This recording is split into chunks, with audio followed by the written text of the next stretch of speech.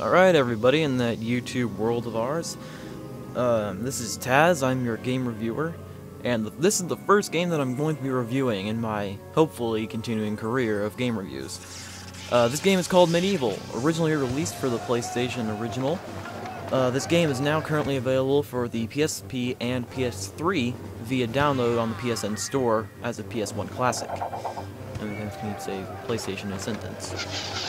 Anyway, this game is probably one of my favorite games of all time. Now, this is because when I originally played it around 5 or 6, I actually really sucked at this game.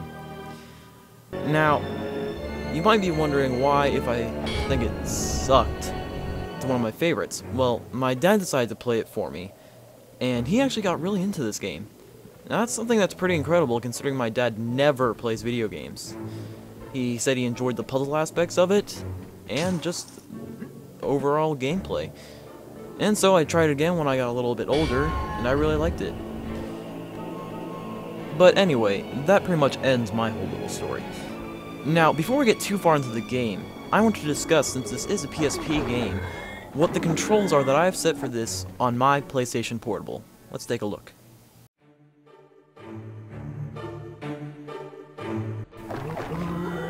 Now, about the controls.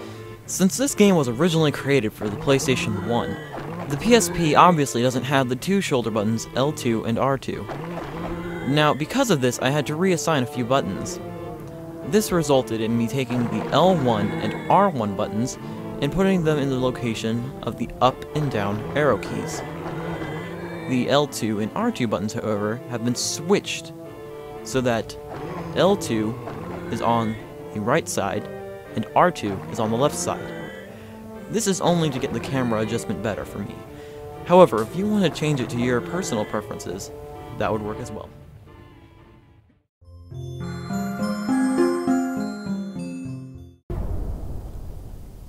Now, the story of this game is very simple. What originally happened was that while Sir Daniel Fortescue was alive, and by the way, he's the character you play as, when he was alive, he told the King of Gallowmere all these excellent stories about killing dragons and slaying monsters. So when Zarok, the evil sorcerer, decided to raise an army of demons to defeat Gallowmere, the king sought Sir Daniel as the leader of his militia. Sir Daniel was reluctant, but he went anyway. However, during the Battle of Gallowmere, as he charged to fight Zarok, he was actually the first casualty, being shot through the eye and killed. The king was so, well, saddened by this, I suppose, that he decided to fabricate the story that Sir Daniel actually killed Zarok while dying of a mortal wound he got earlier, while in reality, Zarok escaped. So the story of this game is that when Zarok goes to raise the dead and put the land to sleep to conquer it, he accidentally brings Sir Daniel back to life. This gives Sir Daniel Fortescue a second chance at redemption, so he can actually kill the sorcerer and claim his plot in the Hall of Heroes. And that's another aspect of this game. When you're going to the Hall of Heroes after finding a chalice in a level, you'll be able to talk to one of the statues of the people that died, most likely in the Battle of Gallowmere. They'll give you new weapons and information. This will help you throughout your adventure, as so you'll get more power-ups. That's pretty much the basic idea of the story, is to go through the Macabre Gallowmere, get to the end level, and defeat Zarok. Now sit back and enjoy the rest of the intro cutscene.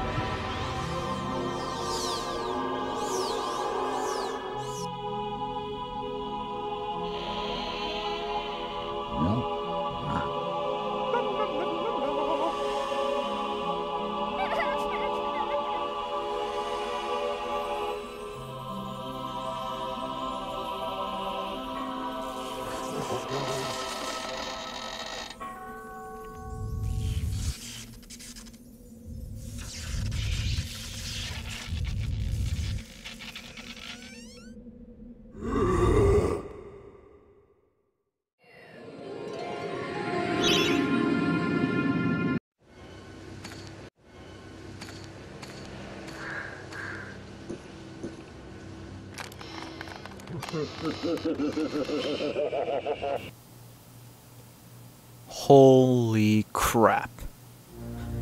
Anyway, this game has some pretty awesome graphics, as you just saw in that cutscene when you go to Scarecrow Fields.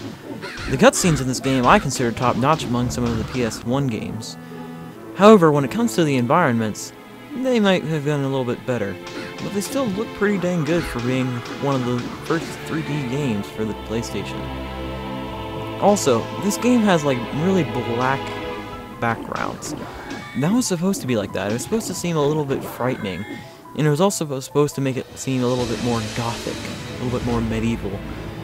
One of the levels, which you'll see later, which is the Stained Glass Mausoleum, contains some really excellent examples of good music and good level design. Like here, listen to the music on this level for just a second. Pretty cool, right? And the sound effects are good too. I found this game, even though some may say the music is forgettable, to have some really excellent pieces. Later on, when I show you the Stained Glass Mausoleum, you'll hear some very well done organ music. I consider this great, especially since later on you'll find the person who runs the organ, and you'll actually be able to change what his tune is slightly. This is more exaggerated in MediEvil Resurrection. However, this game has some excellent scores, some excellent graphics, and some excellent animations on your character. While he's shooting at the imp inside of the harvester, I'm sorry, that's not the harvester, that's like the corn giant robot imp thing.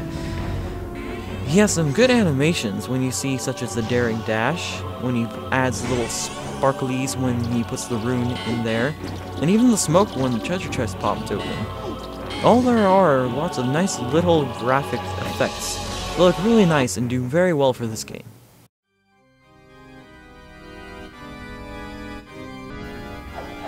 Alright, now let's talk about the gameplay.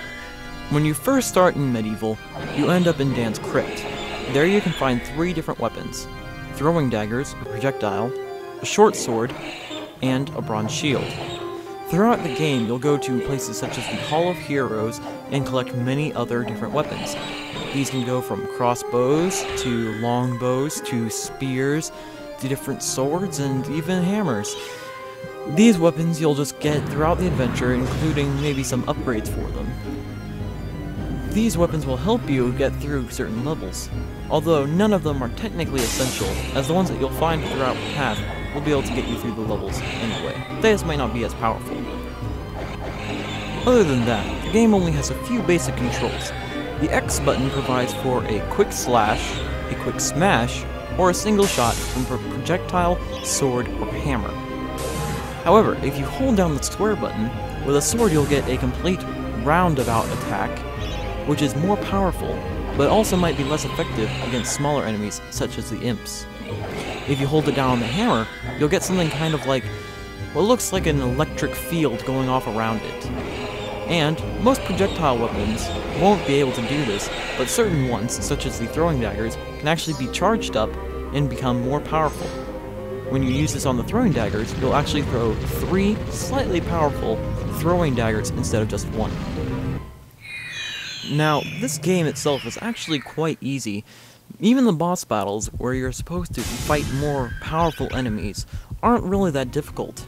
You can go through the entire game using your basic weapons that you got at the beginning, and still be able to live, although it might be a little bit more difficult. Now, you get certain power-ups as you go through which make boss battles easier, but other than that, the bosses pretty much do the same amount of damage, and the only thing that happens is that they get more health. Other than that, you can still fight them with whatever weapons you have on you. The difficulty level doesn't really change much, it just stays the same throughout, but that doesn't make it any less fun.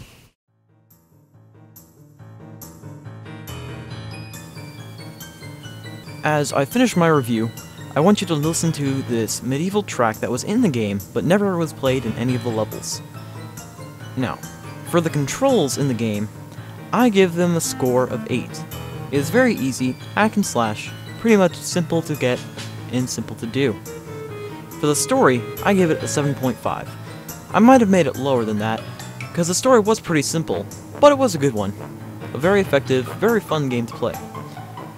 Now, for the soundtrack, I just have to give this game a 9. This game had beautiful orchestrated music, had organ music, and had so many different variations of pieces that it sounded just magnificent. Even this piece that you're listening to right now sounds excellent. Now, for the graphics of the game, I give it an 8.5. For the PlayStation, these are some excellent graphics, especially during the cutscenes. However, I find the character models, Sir Dan in particular, might have been able to be improved on.